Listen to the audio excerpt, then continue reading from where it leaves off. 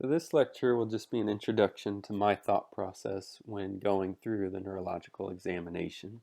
There are countless ways to go through this, but the key is to be systematic about it. And again, this is just my way of going through it. There is a video that I posted of me doing the neurologic examination on my own dog as an example of those who are actually interested to see the process of me going through the neurologic examination. For those interested, this book is in my shared folder, and the first two chapters are dedicated to the neurologic examination and also localization. I have additional folders in my shared folder as well, which are the major neurologic topics that we'll try to cover during the rotation. So there's things on seizures, intervertebral disc disease, vestibular disease, and so on. I've also provided a website here that can go through every step of the neurologic examination. There's also videos on what is normal and abnormal for each process.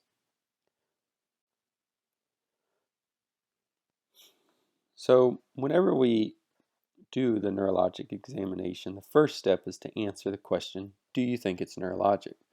The second question is, where in the nervous system do you think the problem is? Now, as you watch this video of this patient, I want you to answer those two questions. Of course, it's not always as obvious as this patient, but sometimes, at least if you're comfortable with the basics, it can be fairly straightforward. So before we ever put our hands on a patient, the first thing that we need to do is observation. That is where every exam should start. And to emphasize the importance on observation, we will go through several examples on how to localize a patient just by observing them. With this patient, we know that there's a forebrain localization because this is what a tonic-clonic seizure will look like.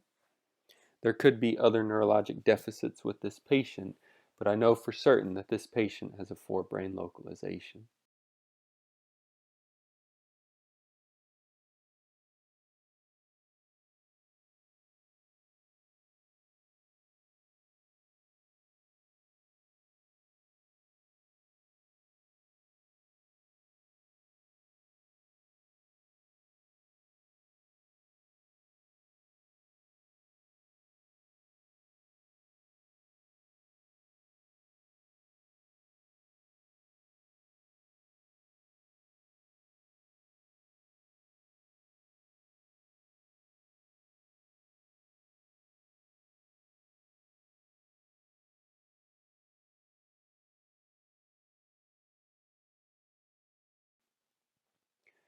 When we're going through the neurologic examination, we'll start broad. And so the first step that I want you to think about is, could it be intracranial? Could it be something with the spinal cord?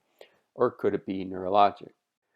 Now, when we're thinking about intracranial localization, I'm not so worried that you know all these names, proencephalon, mesencephalon, and so forth.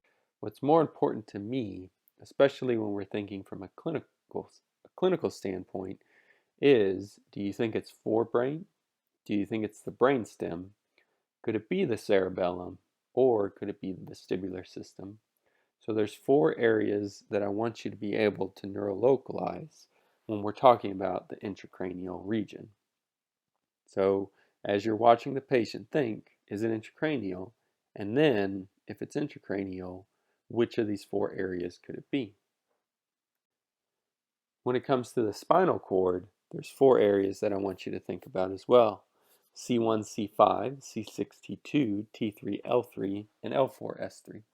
So a simple way to think about it is there's four intracranial areas of localization and four spinal cord areas of localization. Again, whenever we do a neurologic exam, the first thing that you should be doing is observation. So as you're getting a history from the owner, there's things that you should be observing. So there's behavior, the mentation, the posture of the patient, and then also the gait. So we'll go through each of these and just give examples on how changes in behavior, mentation, posture, and gait can help as far as our neurolocalization. So going back to this patient, when you observe them, you can tell that their behavior is not normal.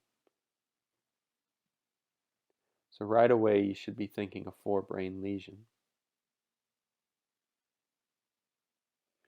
With a patient having the tendency to turn to the left, your localization in this patient should be left forebrain. Now, for those that are more observant, you might notice that there's a hypermetric aspect to the gait in the right thoracic limb. So this patient very well could be multifocal, but I know for certain, just on the observation, that there's a left forebrain lesion.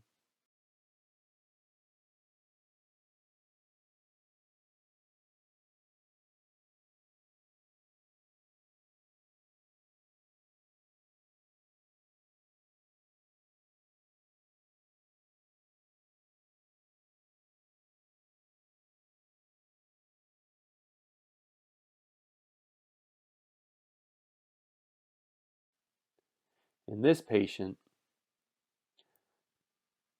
you might have noticed that there's a limp. This patient has a head bob. So although there's this pacing and circling, overall the patient is fairly interactive. This patient actually had a cervical lesion and was so painful to turn his head to the left that he just kept turning to the right. The reason for the lameness is associated with nerve root signature. As far as behavior changes that we can think of, there's pacing, circling, aggressiveness, blindness, a patient becoming obsessive. One of the more common things that we might see is a patient can become incontinent, and they can also just be distant to where they stare off and they don't always seem there and they don't always respond like you might think they should.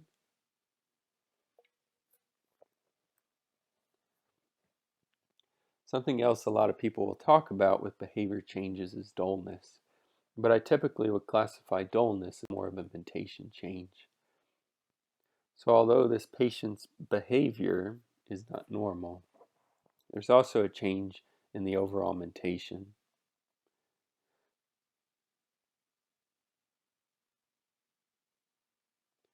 So most of y'all should be thinking that there's a left forebrain lesion. And when you watch this cat, notice he's still breathing and stuck there. So this patient is quite dull, and to a degree, the golden retriever we initially looked at was dull too. As far as mentation, when we're classifying it as an abnormal neurologic mentation, we can classify patients as being obtunded. They can be mild, moderate, or severely obtunded, stuporous, and comatose. The difference between stuporous and comatose is that stuporous patients are still responsive to some sort of noxious stimulus, whether it be a strong smell, a loud sound, a strong light, or actually doing something painful to see if they're responsive. Whereas a comatose patient, such as this cat here in this image, is not responsive to anything. They're still breathing, they still have a heart rate, but that's it. You could argue that an obtunded patient is anything in between stuporous and alert, and that's why some people will use mild, moderate, or severely obtunded. So that's the start of observation. What is their behavior like? What is their mentation like? And the next thing that we can talk about is their posture. So as you look at this patient's overall posture, yes, the gait's not normal, but focusing on the posture at this moment, I want you to think, is it normal? And if it's not normal, what's not normal about it? So you can see how low this patient is being crouched. And that's not normal, especially for a patient that seems as friendly as this. Some cats can fool you in thinking that it's abnormal, but it could be because they're just so scared. The other thing I want you to think and look at is this patient's head posture. Is it normal or abnormal? So again, look how low this patient's posture is. He's got a wide-based stance in the pelvic limbs. And also, if you notice, there is a left-sided head tilt that this patient also has. So just by looking at this patient's posture, you should be thinking about there being a vestibular lesion for this patient. There's other postures too. So this is a patient that has another posture that you can see, as with this kitty cat, is a decerebrate posture. A decerebrate posture is usually indicative of a grave prognosis.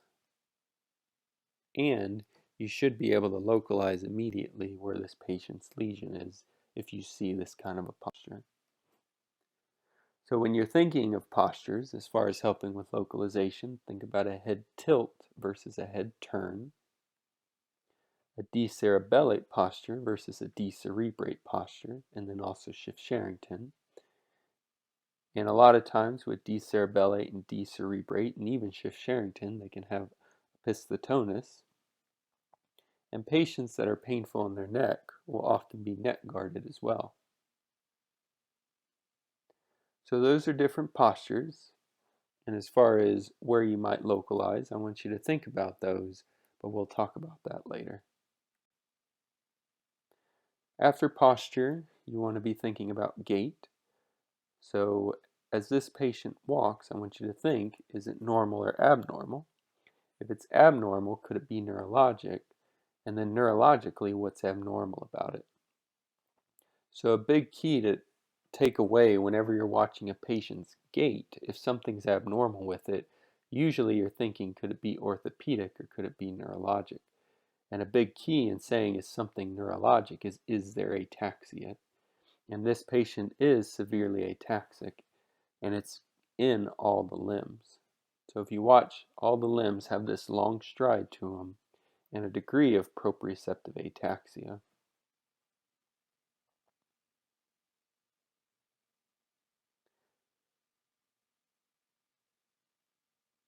This is a patient with a pretty typical C1 to C5 upper motor neuron gait with proprioceptive ataxia in all the limbs. As opposed to this patient, who has a pretty classic C6 to T2 localization, and you can see the different stride lengths between the thoracic limbs and the pelvic limbs. The reason why I like showing this patient so much is when we did the rest of our examination, without seeing this patient's gait, you would have thought it was a T3L3 lesion. So that's why it's so important for patients that are ambulatory to actually get them up and see how they walk. Because right away I can tell you that this patient has a C6 to T2 lesion. The short choppy gait means that there's motor unit disease or lower motor neuron signs to the thoracic limbs, and the longer stride in the pelvic limbs is indicative of an upper motor neuron lesion to the pelvic limbs.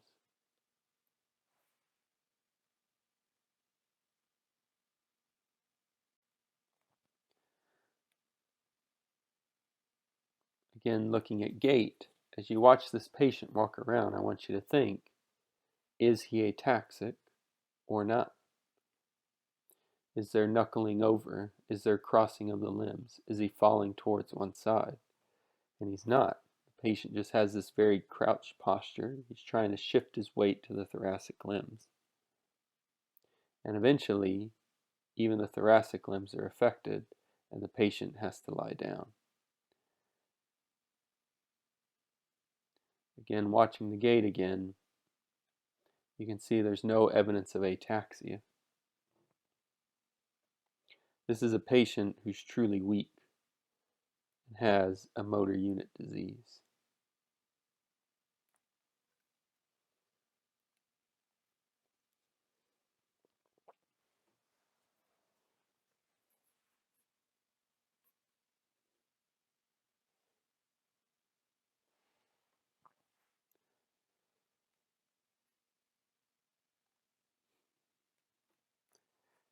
The technician is giving an injection of a medication.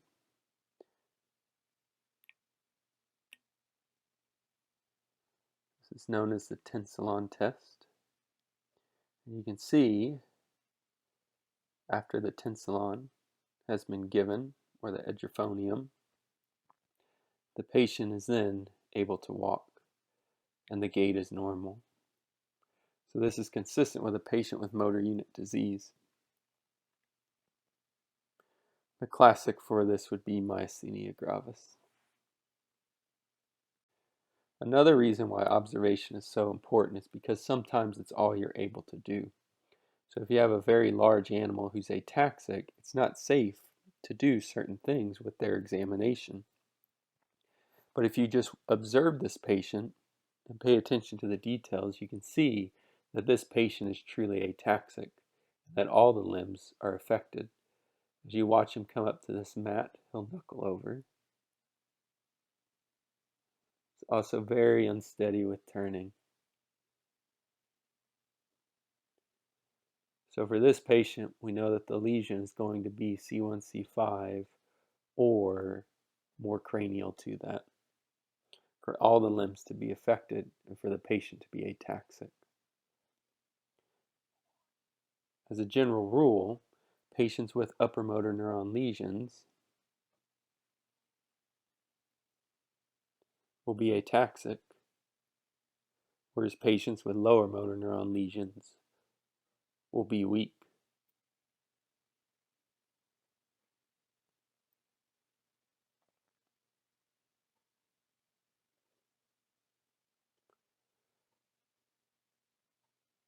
You could argue that this horse has some degree of paresis, which is common with upper motor neuron disease. But the ataxia is the giveaway here, that this is a central nervous system disease and not a motor unit.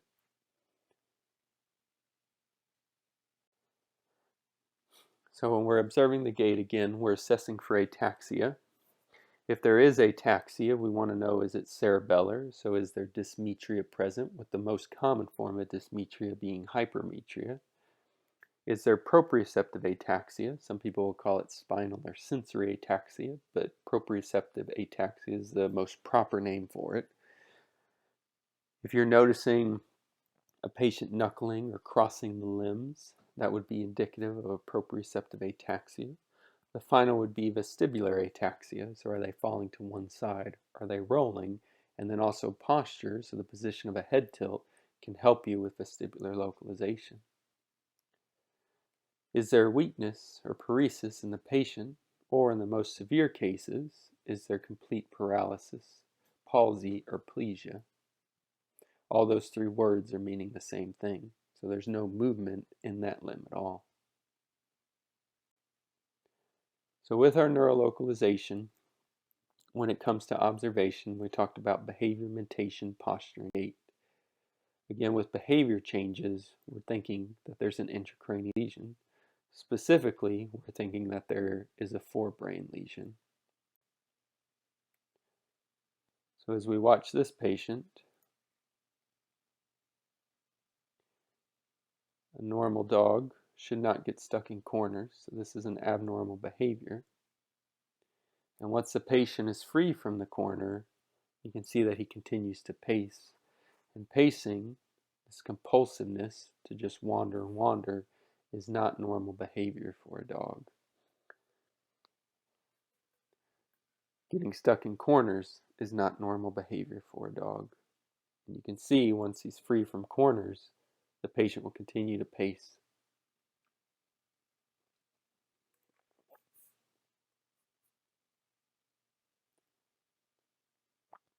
It's hard to localize a side for this patient.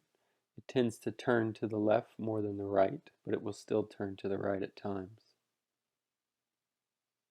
But we can say that this patient has a forebrain localization. If we did the rest of our exam, we might find that there could be multifocal disease. But just from the observation of this patient, we know that it's forebrain. When we're talking about mentation, we're talking about localization intracranially. More specifically, are there forebrain or brainstem? For a patient to have an abnormal mentation from a forebrain lesion, it usually has to be quite large. However, a patient with a forebrain lesion will never be stuporous or comatose. Only patients with brainstem lesions can have that degree of mentation abnormalities. When it comes to posture, depending on the posture seen, will depend on localization. So if we have a patient with decerebrate posture, we're thinking about a brainstem localization. Those patients are usually stuporous or comatose and have severe changes in their cranial nerve examination. For a patient to be decerebellate, as the name implies, it would be localization to the brainstem. The difference between decerebrate and decerebellate is in the pelvic limbs. With decerebrate rigidity, all the limbs have increased tone. Decerebellate, the pelvic limbs should be flexed, but there's still opisthotonus and also increased extensor tone in the thoracic limbs.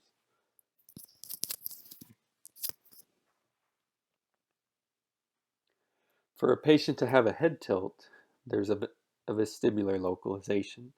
Now, we're not going to know if it's central or peripheral, but a head tilt should be a dead giveaway that that patient has a vestibular problem.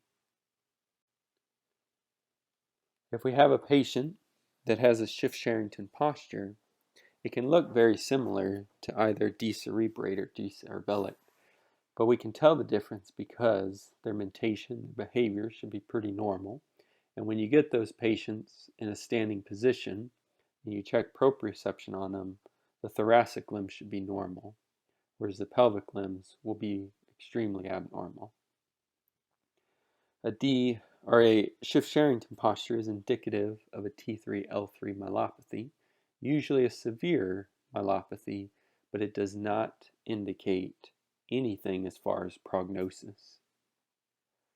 The reason why a patient with a T3-L3 myelopathy can have a Schiff-Sherrington posture is because there are cells called border cells which live in the L1 to L4 region, and they send projections cranially to the thoracic limbs through what's known as the fasciculus proprius tract. From there, it will cause a synapse on the thoracic limbs, which decrease extensor tone. So if you have loss of the inhibition or disinhibition, you're going to get the overriding feature. So with a T3-L3 myelopathy that's severe, and you lose the input from the border cells, you get hypertonicity of the thoracic limbs. So a patient that has a Schiff-Sherrington posture, immediately you know there's a T3-L3 lesion. As far as the gait, again assessing are they lame or ataxic, is there weakness or is there some degree of paresis, or is there complete paralysis or plegia? So as we watch this patient, this is a patient with vestibular disease. And observe not only the posture, but also the gait. So as we let the patient go, you'll notice they start to crouch low, but they're falling to the right, circling to the left, and trying to catch themselves.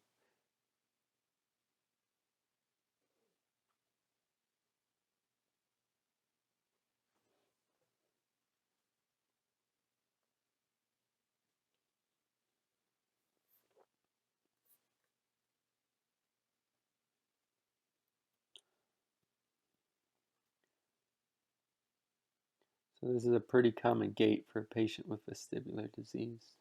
They'll drift towards one side, and they can often fall towards that side as well.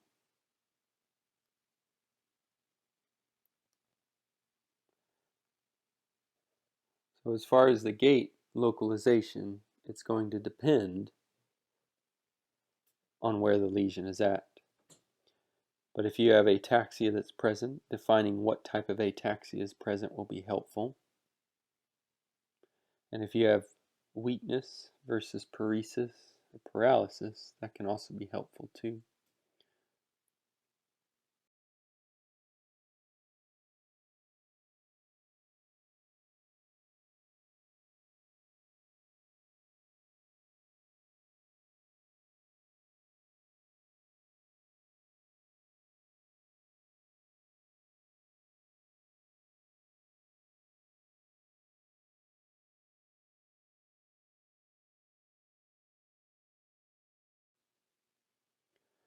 So that's the observation, behavior, mentation, posture, and gait. The next part is where we actually put our hands on the patient. So we can do postural reactions, segmental spinal cord reflexes, evaluate the cranial nerves, do the cutaneous trunci, and also check for hyperpathia and conscious pain perception. As a quick note, hyperpathia does not help us with neurolocalization. If you have a patient that is painful in the T3L3 region but has signs consistent with a left forebrain lesion, you're going to localize the patient as a left forebrain. The reason the patient could have hyperpathia could be related to a neurologic problem, but it could also be related to something completely different. So patients with polyarthritis can be painful along their back.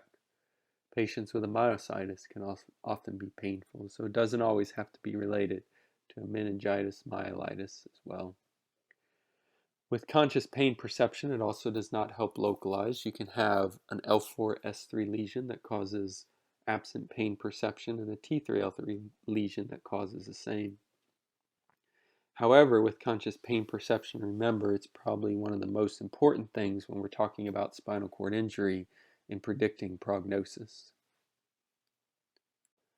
So quickly talking about proprioceptive placement. If you watch my video on me doing the neuro exam on my dog, it goes into a little bit more detail as far as the differences between these. But the big takeaway is that proprioception is that awareness of where our limbs are at in space. And these are some of the longest fibers that we have in the body, because it's one neuron that goes from the tip of the tail up through the limb, through the back, through the neck, and to the brain for the actual interpretation. And then it sends the signal down to the limb for it to correct itself. Remember that when we're doing proprioceptive placement, we should be supporting a certain percentage of the patient's weight. We knuckle the patient's limb over, and then we should see them correct themselves. So you can see how one side on this patient is much worse than the other, although neither is completely normal.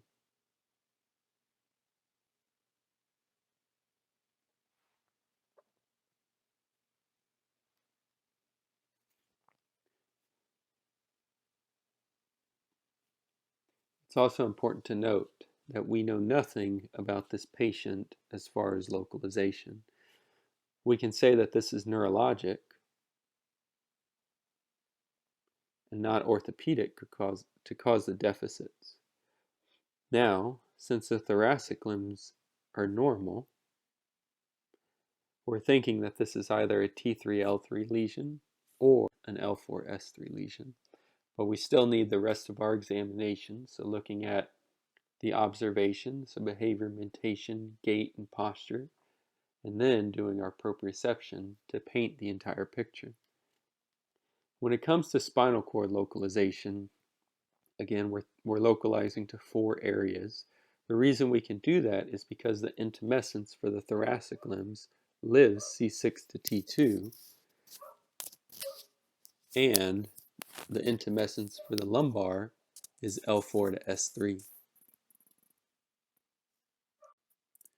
When we're differentiating upper from lower motor neuron, the things that are most important are going to be reflexes, atrophy, and tone.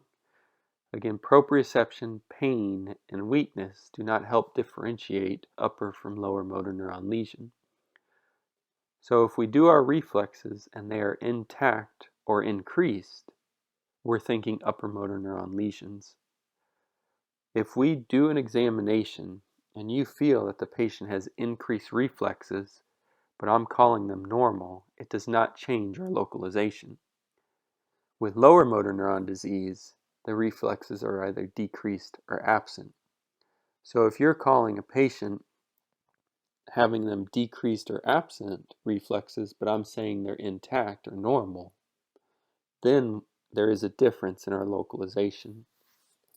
For the atrophy, it can be quite severe in either aspect, but it's usually much more severe with lower motor neuron disease, as they will have a neurogenic atrophy, as opposed to a disuse atrophy with upper motor neuron disease. But if the If there's a chronicity to it, especially if it's been months, atrophy can still be quite severe with upper motor neuron disease. When it comes to tone, it will follow the reflexes. So upper motor neuron lesions are usually spastic, or they'll have increased tone, whereas lower motor neuron diseases are usually have decreased tone and can even be flaccid. So if we're thinking that a patient has a C1 to C5 myelopathy, you should be thinking that the behavior is normal, the mentation is normal. Think about the posture. What is their gait like? So they should have a long stride and proprioceptive ataxia in all the limbs. Their proprioceptive placement should be delayed in all the limbs. If it's lateralized, it might be worse on one side compared to the other. Thoracic limb reflexes and pelvic limb reflexes should be increased or normal, along with their tone, and again, depending on the chronicity, there may or may not be atrophy present. Before we go on, I just want to make a note that when we're talking about localization, we're talking about the spinal cord segments, not the vertebra. So, although when we're looking in the thoracic region, the T12 spinal cord segment might live in the region of the T12 vertebra, it doesn't always go that way. And the number of spinal cord segments does not always correlate to the number of vertebrae either, as there's 8 spinal cord segments in the cervical region, but only 7 vertebral bodies.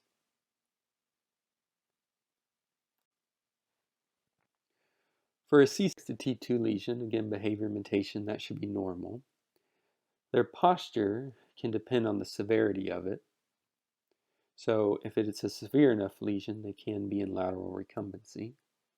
For their gait, as we observed in that patient before, they'll usually have a short, choppy gait in the thoracic limbs and a long strided gait in the pelvic limbs. Some people will call this a two-engine gait. For proprioception, the thoracic limbs and the pelvic limbs should both be affected, sometimes the pelvic limbs more so than the thoracic, especially with more caudal C6 to T2 lesions. Thoracic limb reflexes should be decreased, and the pelvic limb should be normal to increase. And again, when we're evaluating things with the cranial or intracranially, it should be normal, except you can get Horner signs with a C6 to T2 lesion. Again, thinking about the track of the sympathetic nerve and how it goes, traveling through the brainstem, through the cervical region of the spinal cord, where it exits, usually around the T1 region. And then from there, when it exits the T1 region, it's part of that brachial plexus, which is why lesions in the C6 to T2 area can cause a Horner syndrome. From there, it travels back up the neck, eventually goes through the middle ear, and then will eventually go to the eye itself. If we have a patient with a T3L3 lesion, they should be normal from the shoulders on up, unless they have a shift-Sherrington posture. So when you put them in lateral recumbency, you can see that hypertonicity of the thoracic limbs.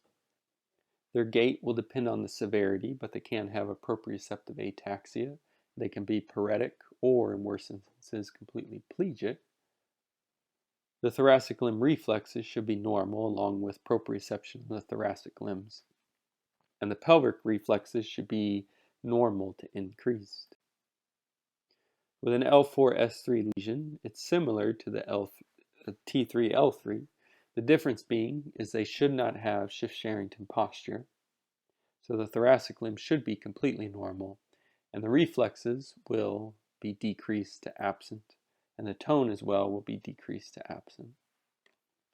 Cranial nerves, just kind of harping on the point, should be normal.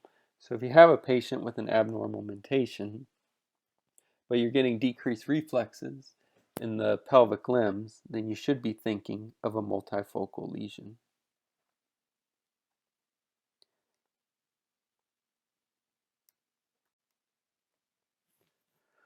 For the next part, we'll talk about the cranial nerves. And just as a reminder, there are 12 pairs of cranial nerves, and I'm sure all of us have a mnemonic to remember them by. We will tackle the nerves in order by numbering, starting with the olfactory nerve.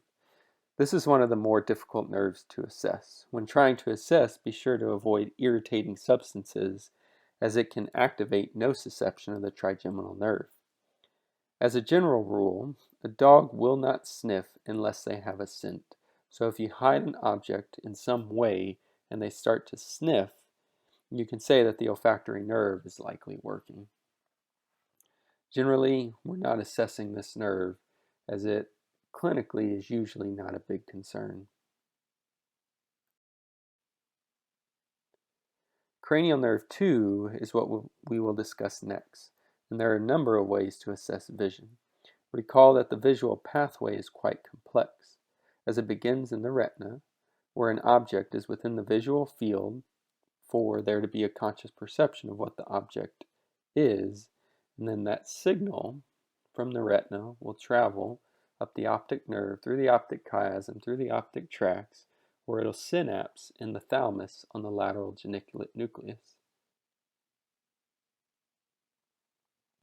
Depending on the species will depend on how much crossover is present.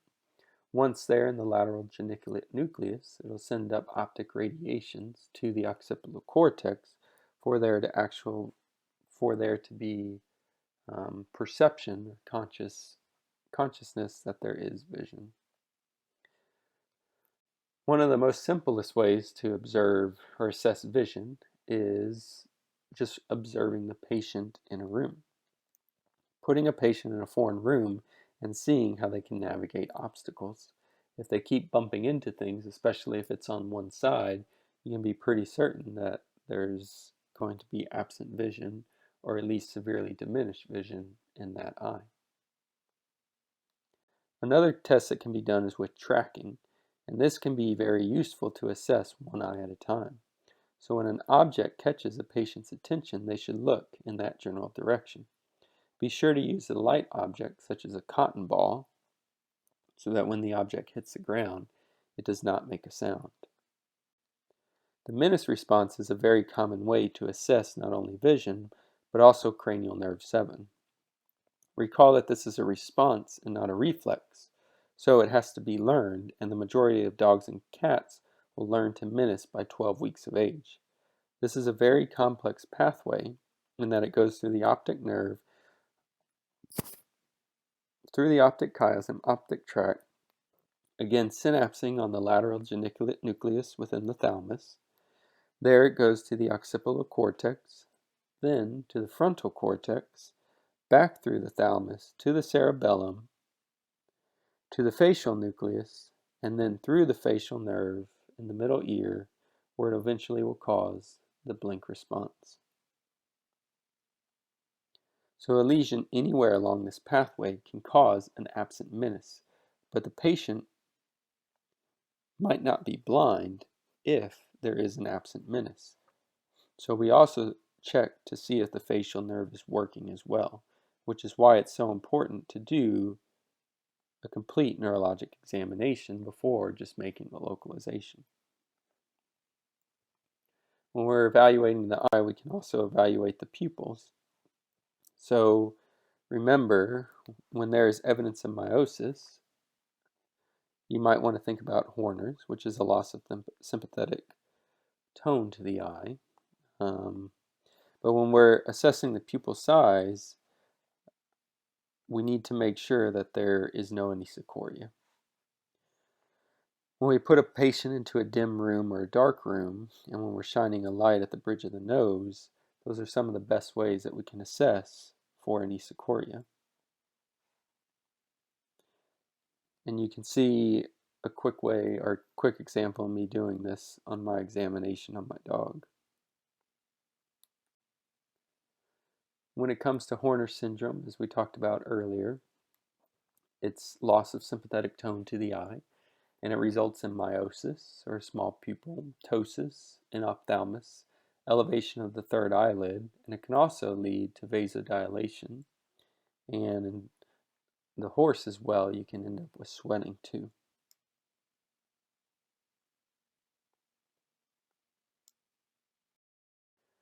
When we're doing the pupillary light reflex, recall that this pathway is going to be different than the visual pathway. It starts out the same with input going from the retina to the optic nerve and then to the optic chiasm, but there is decussation within the optic chiasm and separation from the visual tracts. And the pupillary are the pupillomotor fibers, which go to the pretectal nuclei in the midbrain rather than to the thalamus. There it projects pathways to the parasympathetic nucleus of cranial nerve 3, which crosses over from the pretectal nucleus to both parasympathetic nuclei, at least in mammals. In birds, there is not a double crossover, so the pupils do not respond together from the parasympathetic nucleus of cranial nerve 3. But once the synapse is there on the nucleus of cranial nerve 3, the oculomotor nerve will send the signal to the ciliary ganglion, the autonomic ganglion in the retrobulbar area, and finally cause a constriction to the pupil. Now, when we're there looking at the eyes, this is the time. Another aspect when we're evaluating the eye are the eye movements. What controls the eye movements are going to be the third, fourth cranial nerves, which originate from the midbrain or the mesencephalon, and the sixth nerve, which originates from the myelencephalon or the medulla.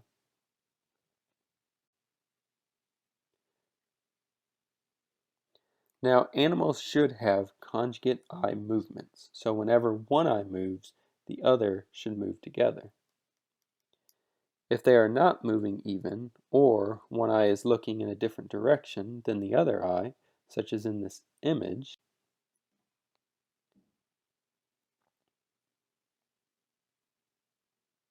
you can see on the image that there is a left ventral lateral strabismus. The strabismus is an abnormal deviation of one eye, or sometimes even both eyes, such as with hydrocephalus. The direction of the strabismus depends on the nerve affected. So, with oculomotor nerve damage, you'll see a ventrolateral strabismus as shown in the picture. With trochlear, there is a rotational strabismus, which is difficult to appreciate in dogs, usually easier seen in cats. And with abducens nerve, there is a medial strabismus. Now, we can force eye movements by using the vestibular system's control over the eye position, known as the doll's eye reflex or the oculocephalic.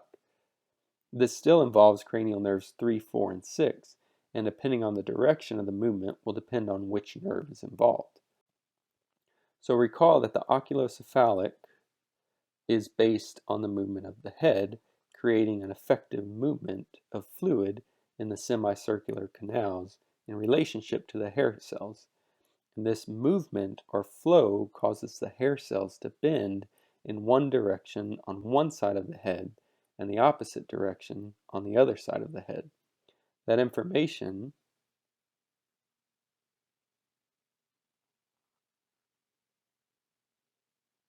is fed through the vestibular nerve. If the hair cells are bent medially, that causes excitation, and if they're bent laterally, that causes inhibition. And that is what the vestibular nuclei are going to use to detect the speed and direction of the head movement. So when the head moves to one side, the vestibular nuclei get excited and the other gets inhibited.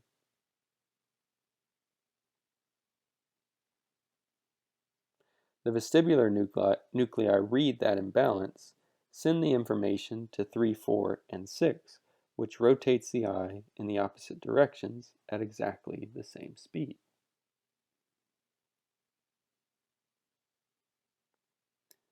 Now, as the head keeps rotating, the eyes obviously don't spin around and go to the back of the head.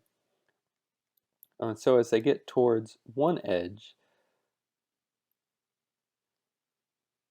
the pontine nucleus reads that information and flicks the eyes quickly in the opposite direction to reset the eye location so the animal can fixate on something else. This reset is fast. The speed of the drift is based on the speed of the head movement, but the reset is always going to be fast.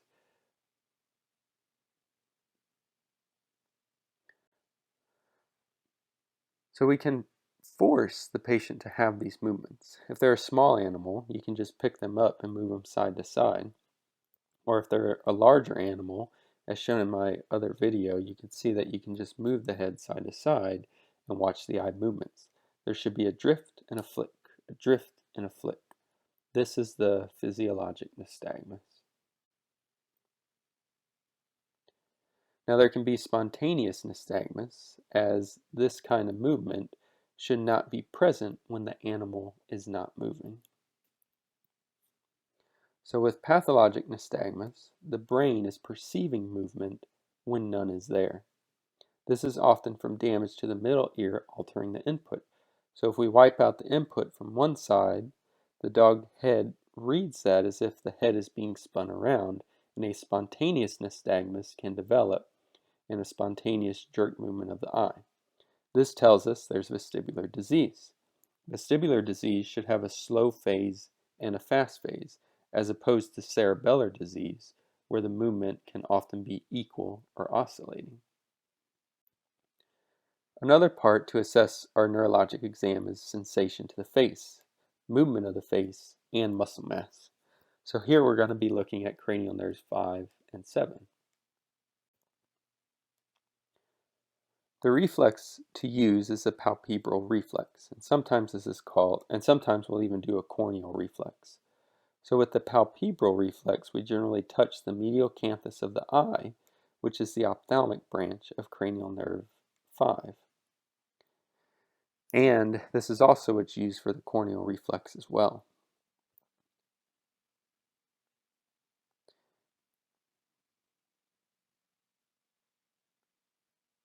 Whenever we're doing the palpebral reflex, the biggest thing that we're watching for is there going to be a blink? Now we need to also be watched to see, is the eye being pulled back into the socket, which in a normal dog is not going to be visualized.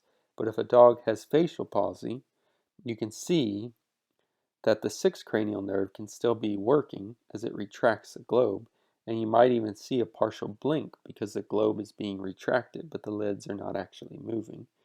So that's something to be observant for when you're doing the palpebral. So 5 might be working and 7 not, but if 6 still is, you can get retraction of the globe. If cranial nerve 5 is not working at all, then there's not going to be either a palpebral or a retraction of the globe. Don't forget about the other branches of 5. So the maxillary branch covers the side of the face. The ophthalmic branch also does the inner philtrum of the nose. So in this picture, it's wrong. The nasal region should also be in purple.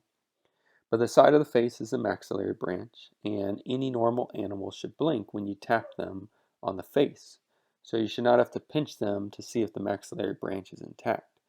The mandibular branch runs.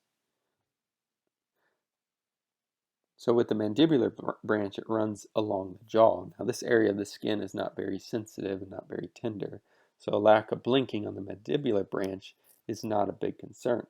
Really, the main important part of the mandibular branch is motor mastication. Is motor to the masticatory muscles. So generally, you will see muscle atrophy, or if there's bilateral mandibular branch involvement, you can actually see their mouth hanging open, as in this patient here.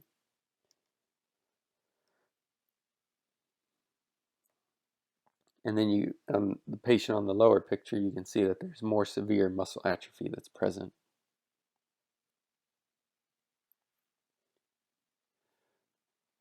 One of the few times where you'll see the actual mouth dropping is with trigeminal neuritis.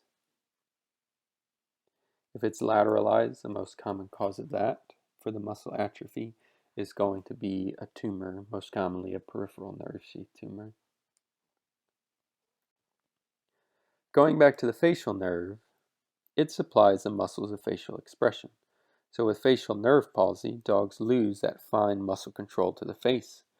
Owners will often bring the dog in because the dog's not blinking on one side of the face, or they might even look funny and have a droopy face.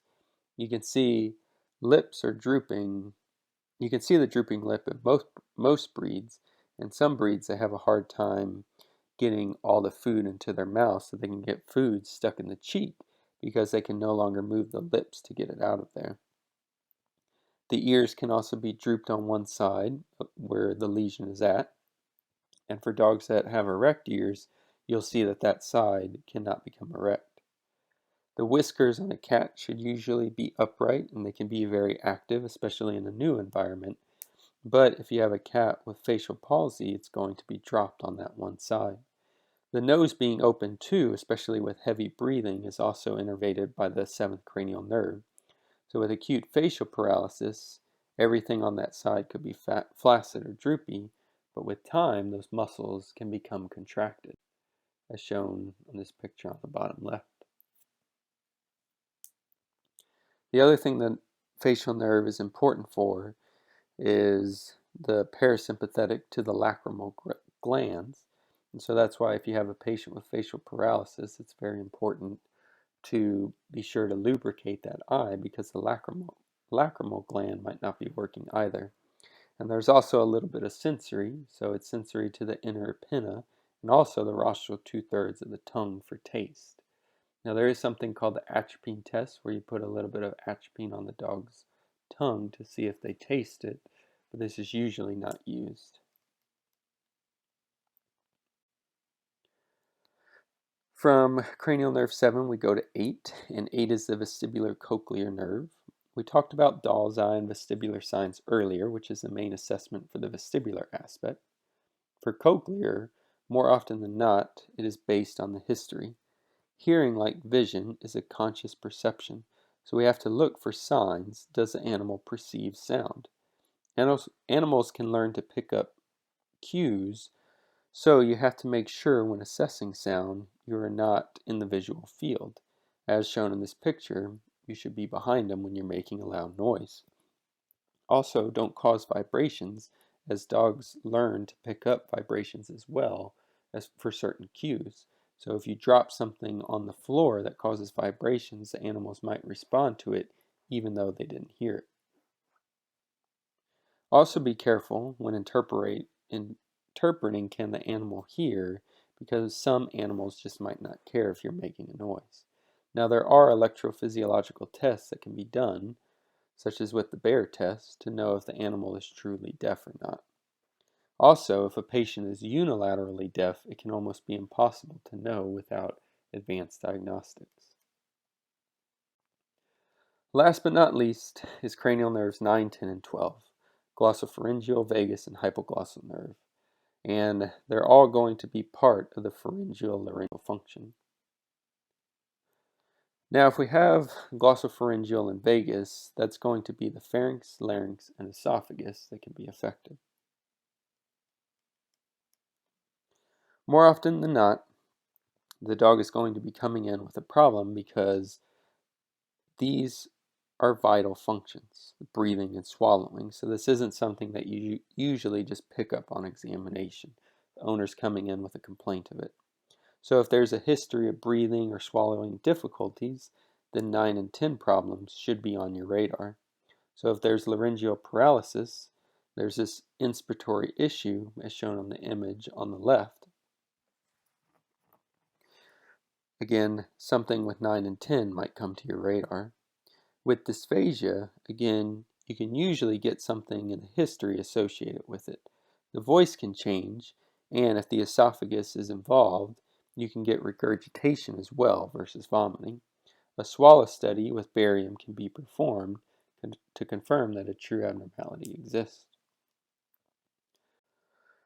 As far as with the reflex that we can use to evaluate this, it's going to be with the gag. So you open the patient's mouth, put your finger in an instrument in the back of the mouth, and watch for the gag to occur. The nice part about using your finger is that you can feel for atrophy and tone of the tongue, but obviously you can't do this on every patient.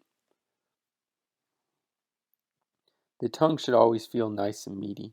Also, you can see if the patient actually feels it when you put your finger in the back of their throat.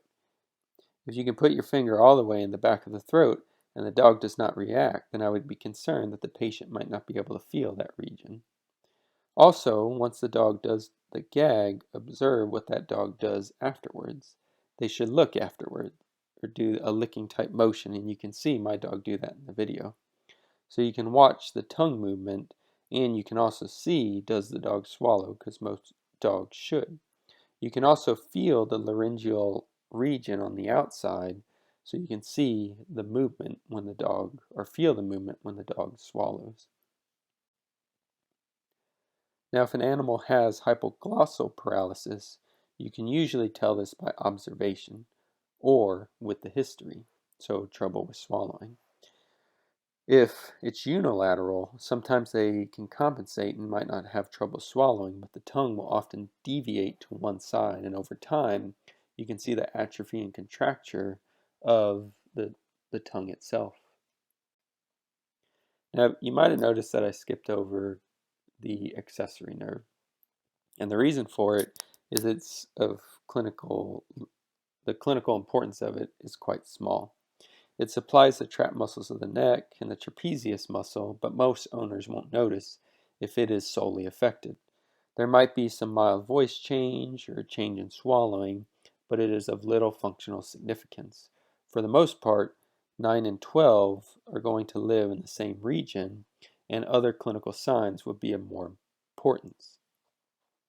But that's all I have for the examination. I hope you were able to make it to the end, and if you have questions, feel free to ask. Otherwise, I'll see you on clinic.